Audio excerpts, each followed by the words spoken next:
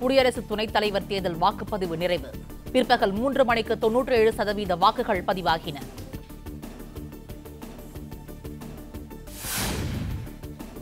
சென்னையில் பரவலாக 1 மணி நேரத்திற்கும் மேலாக கொட்டி தீர்த்த மழை.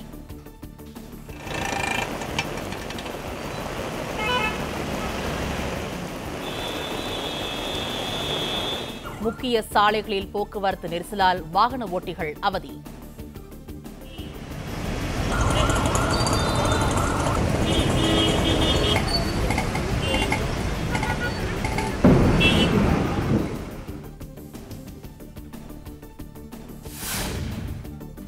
தீவிரவாதம் முதல் பருவநிலை மாற்றம் வரை அனைத்து பிரச்சினைகளுக்கும் பேச்சுவார்த்தை மூலமே தீர்வு காண முடியும். பிரதமர் மோடி பேச்சு.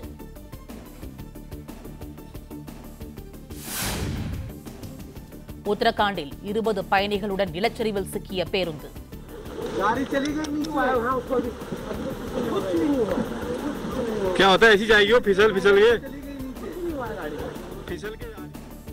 பயணிகள் அனைவரும் பத்திரமாக மீட்கப்பட்டனர்.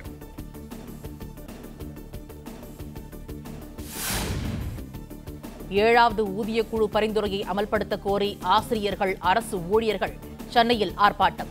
போராட்டத்தில் ஈடுபட வந்தவர்கள் பல்வேறு மாவட்டங்களில் கைது செய்யப்பட்டதற்கு மு.க. ஸ்டாலின் கண்டனம்.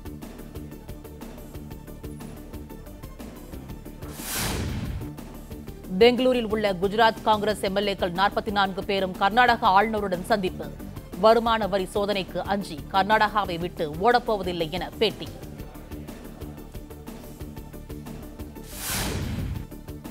கொழும்பு டெஸ்டின் முதல் இன்னிங்ஸில் இலங்கை அணி 183 ரன்களுக்கு சுருண்டது.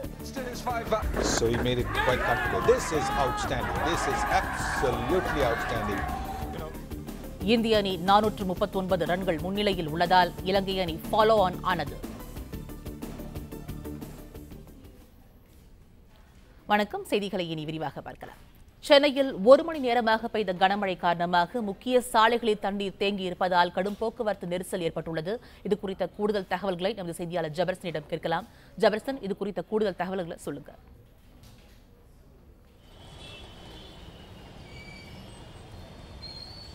சென்னையில் கடந்த 1 மணி நேரமாக பெரும்பாலான பகுதிகளில் கனமழை பெய்து வருகிறது.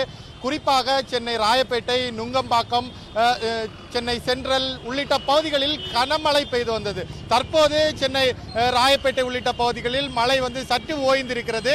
இருப்பினும் முக்கியமான சென்னையில் பிரதான சாலை என்று சொல்லக்கூடிய சென்னை அண்ணா சாலையில் இருபுறங்களிலும் தற்போது வாகனங்கள் ஊர்ந்தபடி செல்லக்கூடிய காட்சிகளை பார்க்க முடிகிறது. சென்னை ஒயிட் சாலையிலிருந்து அண்ணா சாலையை இணைக்கக்கூடிய சாலை, தற்போது சென்னை அண்ணா சாலையிலிருந்து சென்னை கடற்கரைக்கு செல்லக்கூடிய சாலை, வாலாஜா சாலை என்று சொல்லக்கூடிய அந்த சாலை முழுவதிலுமாக தற்போது போக்குவரத்து நெரிசலாக இருக்கக்கூடிய காட்சியை பார்க்க முடிகிறது. இதே போல ஒயிட் சாலையில் ஆங்காங்கே சாலையில் தண்ணீர் தேங்கி நிற்கிறது. சாலையில் மழைநீருடன் கழிவுநீர், அதாவது கழிவுநீரும் சேர்ந்து தேங்கி இருக்கக்கூடிய காட்சியை பார்க்க முடிகிறது. சுமார் 1 மணி நேரமாக கனமழை பெய்ததின் காரணமாகத்தான் தற்போது சென்னையே ஸ்தம்பிக்கும் அளவிற்கு தற்போது சென்னை அண்ணா சாலை முழுவதும் போக்குவரத்து கடுமையாக பாதிக்கப்பட்டிருக்கக்கூடிய காட்சியை பார்க்க முடிகிறது. அண்ணா சாலையை இணைக்கக்கூடிய இணைப்பு சாலைகள், குறிப்பாக வாலாஜா சாலை, ஒயிட் சாலை, இந்த அண்ணா சாலையிலிருந்து சென்ட்ரல் செல்லக்கூடிய சாலை, கடற்கரை செல்லக்கூடிய சாலை என அனைத்து சாலையிலுமே தொடர்ந்து இந்த போக்குவரத்து நெரிசலானது தொடர்ந்து காணப்படுகிறது. இது தற்போது இந்த பகுதியிலிருந்து பணிகளை முடித்து செல்லக்கூடிய மாலை நேரம் என்பதால் பணிகளை முடித்து செல்லக்கூடிய பயணிகள் பெரிதும் பாதிக்கப்படக்கூடிய ஒரு நிலை உருவாகியிருக்கிறது. இது குறித்த கூடுதல் தகவல்களுக்கு நன்றி ஜபர்சன். கட்சியின் பொதுச் செயலாளர் குறித்த வழக்கு நிலுவையில் இருப்பதால் துணை பொதுச் செயலாளர் பதவி கேள்விக்குறி என கூறிய அமைச்சர் ஜெயக்குமார் டிடிவி தினகரன் அறிவித்த பட்டியலும் கேள்விக்குரிய என்று தெரிவித்துள்ளார். டெல்லியில் நடைபெறும் ஜிஎஸ்டி கவுன்சில் கூட்டத்தில் பங்கேற்பதற்காக நிதியமைச்சர் ஜெயக்குமார் புறப்பட்டுச் சென்றார். அதற்கு முன் சென்னை பட்டினப்பாக்கம் இல்லத்தில் செய்தியாளர்களை சந்தித்த அவர் 60க்கும் மேற்பட்ட தொழில்துறையினர் வரி குறைப்பு குறித்த மனு அளித்துள்ளதாகவும் அதை மத்திய அரசிடம் வலியுறுத்த உள்ளதாகவும் தெரிவித்தார். ஜிஎஸ்டி ஜூலை 1ஆம் தேதி அமுல்படுத்த பின்பு வரி விகிதங்கள் சில பொருட்களிலே கைத்தறி, நெசவு, விசைத்தறி, சிறு வணிகர்கள் எல்லாமே கிட்டத்தட்ட 60 மனுக்கள் கொடுத்துருக்காங்க. யாரையும் விடுவதாக இல்லை. எனவே எல்லாத்தையும் தொகுத்து நேற்று சம்பந்தமான ஒரு கூட்டம் நடைபெற்று எல்லாத்தையும் தொகுக்கப்பட்டு அந்த அடிப்படையில் வந்து அந்த கருத்துக்கள் வந்து வலியுறுத்தப்பட இருக்கின்றது. எனவே தொடர்ந்து வலியுறுத்தும் போது இது குறித்து வந்து அந்த கவுன்சில் வந்து ஒரு நல்ல தீர்வு காணப்படும் என்ற ஒரு நம்பிக்கை இருக்கின்றது. இதையடுத்து டிடிவி தினகரன் அறிவித்த புதிய நிர்வாகிகள் பட்டியல் குறித்த கேள்விக்கு பதிலளித்த அமைச்சர் ஜெயக்குமார், கட்சியின் பொதுச் செயலாளர் தொடர்பான வழக்கு நீதிமன்றத்திலும் தேர்தல் ஆணையத்திலும் நிலுவையில் இருப்பதாக தெரிவித்தார். இதனால் துணை பொதுச் செயலாளர் பதவியே கேள்விக்குறியாக இருக்கும்போது அவர் அறிவித்த புதிய நிர்வாகிகள் பட்டியலும் கேள்விக்குரிய என்றும் அமைச்சர் ஜெயக்குமார் தெரிவித்துள்ளார். பொதுச் செயலாளர் இஷ்யூவை பொறுத்தவரையில் வந்து கோர்ட்லேயும் அதே போல் வந்து எலெக்ஷன் கமிஷன்லேயும் பெண்டிங் இருக்குது. பெண்டிங் இருக்கிற சூழ்நிலையில் துணை பொதுச் செயலாளரே வந்து ஒரு கொஸ்டினபிள், ஒரு கேள்விக்குறி. அதுவே கேள்விக்குறி என்பது நியமனம் என்பது கேள்விக்குறியாகத்தான் இருக்கு. பின்னர் விமான நிலையத்தில் செய்தியாளர்களிடம் பேசும்போதும் டிடிவி தினகரன் பதவியே கேள்விக்குறியாக இருப்பதாக ஜெயக்குமார் குறிப்பிட்டார். டிடிவி தினகரன் புதிய நிர்வாகிகளை அறிவித்திருப்பது கட்சிக்குள் குழப்பத்தை ஏற்படுத்தும் முயற்சி என வருவாய்த்துறை அமைச்சர் ஆர்பி உதயகுமார் குற்றம் சாட்டியுள்ளார். அதிமுக அம்மானியில் காலியாக உள்ள பதவிகளுக்கு புதிய நிர்வாகிகளை டிடிவி தினகரன் நேற்று அறிவித்திருந்தார். இந்நிலையில் மதுரையில் வருவாய்த்துறை அமைச்சர் RB Udhayakumar, Thiruparankundram MLA AK Bose ஆகியோர் செய்தியாளர்களை சந்தித்தனர்.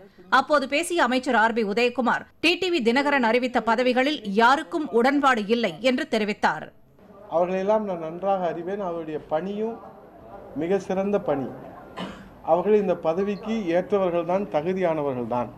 அனைத்து இந்திய அண்ணா திராவிட முன்னேற்றக் கழக வரலாற்றில் புரட்சித் தலைவர் காலம் தொட்டு ஒரு கிளை செயலாளர் பதவியை கூட இதுவரை யாரும் மறுத்தது இல்லை. சட்டமன்ற உறுப்பினர் ஒவ்வொருவராக அறிவிக்கிறார்கள் என்று சொன்னால் இந்த அறிவிப்பிலே யாருக்கும் உடன்பாடு இல்லை என்கிற நிலைதான் இப்போது தெரிகிறது. இதனிடையே பேசிய திருப்பரங்குன்றம் எம்எல்ஏ AK போஸ், தினகரன் அறிவித்த பதவி தனக்கு தேவையில்லை என்று தெரிவித்தார். நான் எனக்கு உதவி கொடுங்கன்னு நான் சொல்லலை, எனக்கு தெரியவும் தெரியாது. திடீர்னு டிவி பார்க்குறம்போது டிவியில் போட்டிருக்கதாக எல்லோரும் சொன்னாங்க. ஆனால் எனக்கு கொடுக்குற உடல்நிலை சரியில்லாததுனால நான் ரெஸ்ட்டாக இருக்கிறேன். நான் எந்த பதவியிலும் போய் அங்கே செயல்படுறதுக்கு முடியாத காரணம். ஆகவே இதை நான் விரும்பலை.